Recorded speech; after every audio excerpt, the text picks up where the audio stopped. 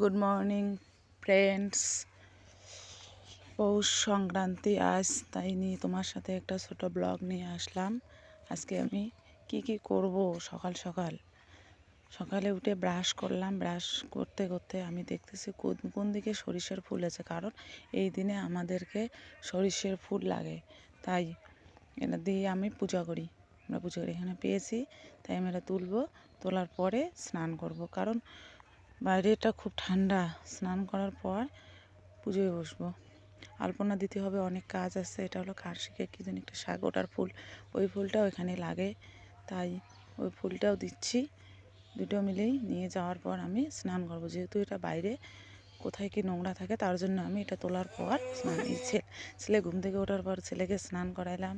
মেয়ে এখনও ওঠেনি, আমি স্নান করে রেডি হলাম। তারপরে ছেলে বললো ও মোবাইল দেখবে, ওকে ফাইনালি আমি মোবাইল দিয়ে আমি এখন কাজ করব, যাতে ও চুপচাপ থাকে, আমার সাথে কোনো বায়না না করে। তারপরে আমি আলপনা দেবো। এখন আলপনা দেওয়ার জন্য বাটিতে আলপনা আতপ চালের গুঁড়ো নিলাম, মেখে দেবো। তারপরে আমি আলপনা নিতে যাবো।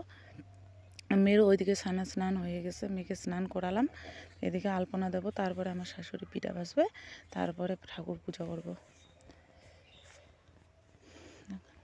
আমি আলপনা দিতে পারি না, কিন্তু ভাবতেছি কেমন করে দেব। দেখেন পাই না, কিন্তু যেটুকু পাচ্ছি ওইটুকুই, আর কিচ্ছু না। ভালো তো হয়নি জানি। তারপরে ফোঁটা দিতে লাগে গরুকে, ছাগলকে। এখন গরুকে ফোঁটা দিতে যাব। ঠান্ডার মধ্যে গরুটা ওখানে দাঁড়ায় আছে, ওকে ফোঁটা দেবো।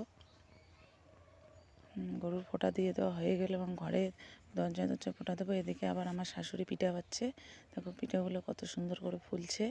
এবার আমি হাত টাত ধুয়ে আমি এখন পূজা করবো। আমার ছেলে মেয়ে খাবে বলে ওখানে দাঁড়ায় আছে, কারণ পূজা না হলে তো খাইতে পাবে না। কিন্তু ওরা খাওয়ার জন্য খুব বাহানা করছে। দেখি কলা পাতা নিয়ে যাচ্ছি, আমি ঠাকুরের ঘরে ঢুকলাম। এখন আমি পূজায় বসবো। পূজা টুজা সেরে আমি ফাইনালি এখন খাইতে আসলাম। আমি সবাই খাইছে, এখন আমি খাবো মানে খাচ্ছি। এখন আমি খাওয়া দাওয়া করে তারপরে আমি দুপুরে রান্না বসাবো। টাটা।